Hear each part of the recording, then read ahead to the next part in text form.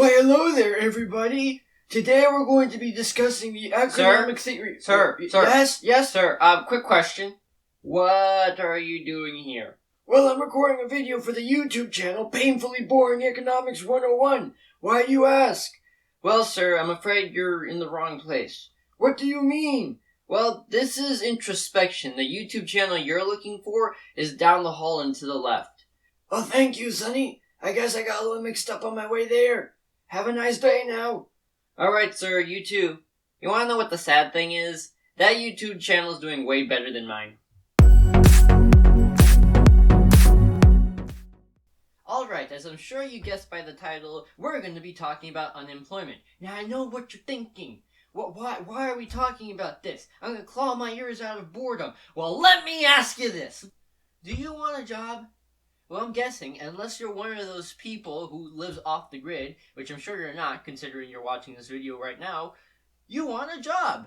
And probably a really darn good one, too, so that you can have a satisfactory life. Thus, you're probably going to want to know how good your chances are of getting that job. Ergo, you're going to want to know about the unemployment rate. Boom! Now you want to know about the unemployment rate. Or I just lost the only subscriber I have. I really hope it's the first option. Now, assuming that the one or two people that put up with me are still here, let's talk about unemployment. First things first. There's not one type of unemployment. There's actually four, believe it or not. Frictional, cyclical, structural, and seasonal. And from an economic standpoint, only one of these actually tells you how good or bad the economy is doing for the most part. There's a fifth one depending on who you ask, but we're gonna get to that in a second. I'm gonna start out with frictional.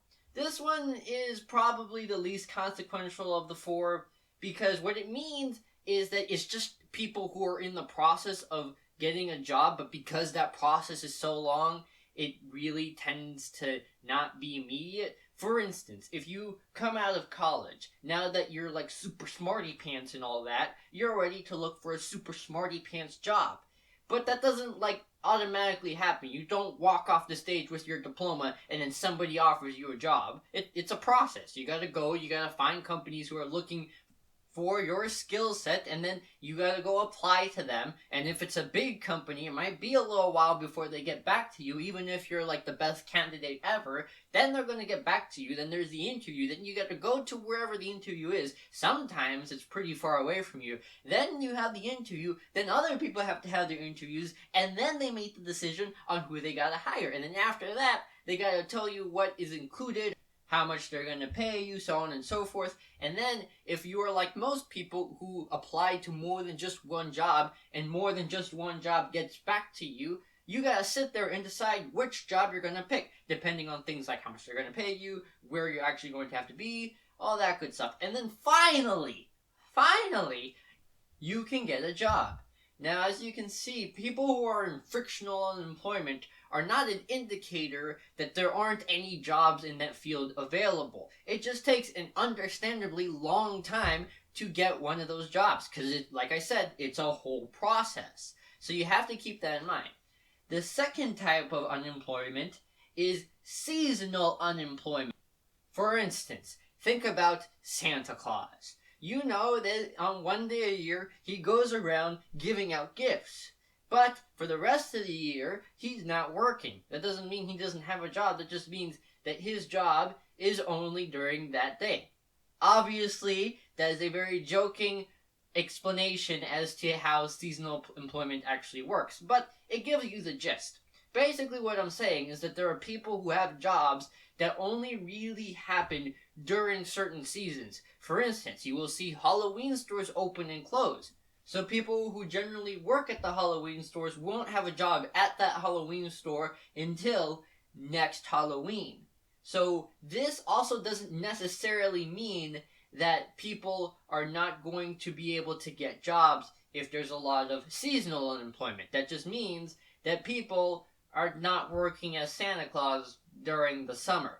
Now, depending on the person, they could be considered cyclically unemployed. Now, no, that's not a disease or a disease that causes the economy to fail, but I am going to get to it in a second. I just want to leave that till last. So for now, we're going to talk about structural unemployment. Structural unemployment is what happens when science sort of just moves on. Basically, when something is invented that replaces something previously that took that spot. Let me give you an example. Take horse-drawn carriages, for instance. At one point, horses were the way to get around. That's why horse breeding and horse-drawn carriages and horse rides in general were a very profitable thing to be a part of. But then cars, trains, planes, you name it, all came along and for the most part, not everywhere obviously, but for the most part, replaced horse-drawn carriages. Then everybody who is like a breeder or a rider, I mean, a few of them were able to obviously survive since we still have them around today, kind of, but most of them ended up losing their jobs, in which case this wasn't because there weren't a lot of jobs to be found, it was mostly because that profession was outdated at that point. Now, of course, this caused a lot of problems for those people, but this wasn't necessarily because the economy was doing bad or because there weren't a lot of jobs to be available. It was because the profession that they were unfortunately trained in went out of date. Side note, a lot of people are actually unfortunately suffering from this today, as you see many things replacing jobs that would have been done by humans previously. And I actually made a video about it in my really early days, but I'm gonna warn you, it's rough. It's not very refined. Not that my videos are anything artistically amazing, but it was really bad back then. So the information's still good if you want to check it out. I'm just gonna warn you, it's not gonna be quite as polished as this video. Alright, now we're going to talk about cyclical unemployment. Cyclical unemployment is what most people think people are talking about when they just say the word unemployment. Somebody who is actively trying to look for a job, but because the economy is not doing great, they're having a really hard time finding one. The better the economy is doing, the more jobs are available. The more jobs are available, the lower the unemployment rate. Ergo, the cyclical, specifically unemployment rate, is the one that's primarily going to be affected by how good the economy is doing. Now, as you remember earlier in the video, I was talking about how some people in other unemployments can be considered cyclical unemployment as well. For instance, if somebody is trying to survive on their own, and they had a seasonal job's over, and now they're actively trying to look for a job, but because the economy is not doing great, they're having a hard time finding one. Now, they're cyclically unemployed. Now, this is primarily the one that most people are going to want to focus on when they're talking about how good the job market is or how healthy the economy is. Because this is the one that directly relates to the economy. If you remember, when I was talking about the other ones, they had other causes that's not really directly related to how great the job market or the economy is doing. Frictional unemployment, well, that's caused by seasons. Frictional unemployment, well, that's caused by there just being a long process to get certain jobs. Structural unemployment, well, that's the advancement of technology. As you can see, these are not caused by the economy. I really just said that. Oh, okay, you know what? That's what we're calling it now. The economy. Only lame people call it the economy. The hipsters, the cool kids call it the economy. Alright, now my inability to talk aside, you can see that these things aren't caused by the job market not being good or the economy being that bad.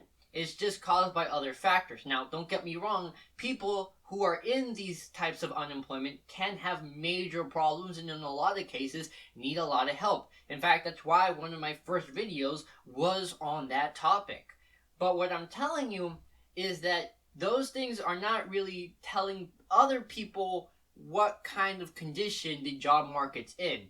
The job market can have a pretty decent number, like 3-4%, where several million people are out of jobs, but that doesn't really tell you how good the economy is doing. So when somebody's like, oh, the economy is doing bad, the person in charge is terrible because the unemployment rate is like this much, you gotta ask them, well, okay, what kind of unemployment rate are you talking about? And then they're gonna be all like, there's only one kind of unemployment. And then you're gonna be like, nah, man, you gotta watch this awesome YouTuber Introspection. He's got the lowdown on everything economic. I regret saying that as soon as I said it, but you get my point. You need to know about this so that you know how the job market is actually doing. The word unemployment doesn't tell you too much until you actually get into the nitty-gritty details I've told you about in this video. Now, if you recall earlier in the video, I said there is a fifth one depending on who you ask. Let me explain what I mean by that. Now, the name changes from here to there, but the most common one that I've seen is discouraged unemployment. These are people who just gave up on looking for a job. This can happen for a couple of reasons. Maybe you're somebody who is a lazy bum and just doesn't deserve a job anyways. Or maybe you're somebody who's been looking desperately for a job for the past 3 years, and after no prevailed for the past 3 years, you just gave up. So a couple things can happen. Now, the reason I say that this is kind of depending on who you ask is because it's often not even counted into the unemployment rate. Because when you say somebody's unemployed, the general definition is that it's somebody who is able to work, is looking for work, but does not have work. So, since they're not looking for work, they're not considered to be part of the unemployment rate. Now, of course, other people can technically be considered part of this. For instance, baby children, they are not able to work. Old grandmas and grandpas who are retired, they're not looking for work. So this is why they're not generally considered part of it, but it is something to keep in mind, because then sometimes the unemployment rate can drop because of that. Now, people who call it the discouraged unemployment and people who just don't consider it being unemployment, neither are wrong. It's more of a tomato thing. Kind of like how certain people will call this food crisps and other people will call it potato chips. Or in Spanish, some people say miel for syrup and some people say sirope. Don't ask me why I know that. But the point is that if an economist refers to one or the other, that doesn't necessarily make them a hack economist. If they're a professional economist who knows what they're doing, they're gonna consider this when they're talking about the health of the economy one way or the other. Now, whether they call them discouraged unemployment or whether they just refer to them as not part of unemployment, they know to consider them when they're talking about unemployment and adjusting for that kind of thing.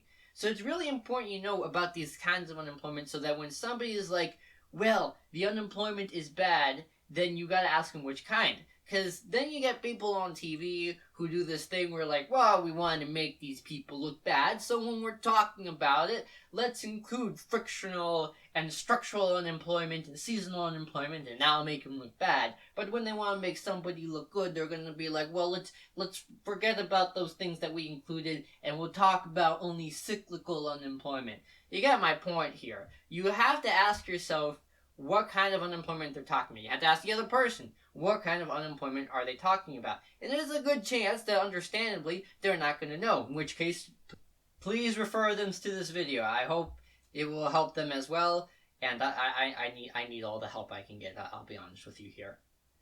Alright, so I tried my best to make this video as entertaining as possible. I hope I have not lost the, 1 or 2 people who actually continue to watch my content. And if you're... Hello? What? Sir? Yes.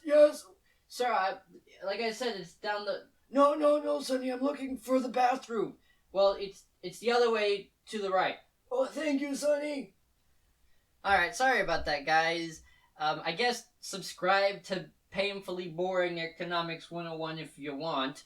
Also, leave a comment down below telling me if you liked this video, if you didn't like this video, what I can do to make it better, what other video ideas that you might have, or if you just want to say hi, go ahead and leave that all in the comment section down below. Otherwise, make sure to hit that subscribe button and that bell button. I post every other Sunday, and until the next one, hear nothing and listen to all. Bye, guys.